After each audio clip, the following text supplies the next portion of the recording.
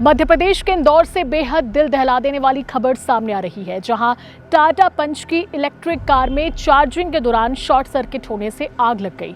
इस आग ने 3 मंजिला मकान को अपनी चपेट में ले लिया और देखते ही देखते इसमें 8 लोगों की जान चली गई। मृतकों में रबर कारोबारी मनोज पुगलिया, उनकी गर्भवती बहू सिमरत सहित 8 लोग शामिल हैं, जबकि घटना में 4 लोग घायल हैं। पुलिस के अनुसार कार से घर तक फैली आग ने अंदर रखे गैस सिलेंडर को अपनी चपेट में ले लिया। एक के बाद एक सिलेंडर फटने लगे, जिससे पूरा इलाका दहल गया। धमाका इतना तेज था कि मकान का एक हिस्सा ढह गया।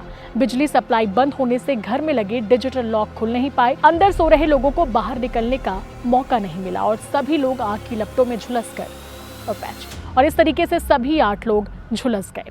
आसपास के रहवासियों ने बताया कि फायर ब्रिगेड की गाड़ियां सूचना देने के करीब 1 घंटे बाद मौके पर पहुंची। बताया जा रहा है कि मारे गए लोगों में से 6 मनोज के रिश्तेदार थे, जो मंगलवार को ही बिहार के किशनगंज से वहां पर किसी काम से आए हुए थे। ये घटना बुधवार तड़के 3:30 बजे से सुबह 4 बजे के बीच की है। पड़ोसी इस घटना से सहमे हुए हैं। सोचिए, एक छोटी सी चिंगारी ने देखते ही देखते किस तरीके से पूरे परिवार को खत्म कर दिया। बेहद ही भयानक घटना है। ऐसे में अगर आपके यहाँ भी ईवी व्हीकल्स हैं तो आप भी बहुत ही ध्यान से सोच समझकर एहतियात के साथ चार्जिंग करें। इसी के साथ ऐसी ही खबरों के लिए सीजी भास्कर के साथ बने रहें।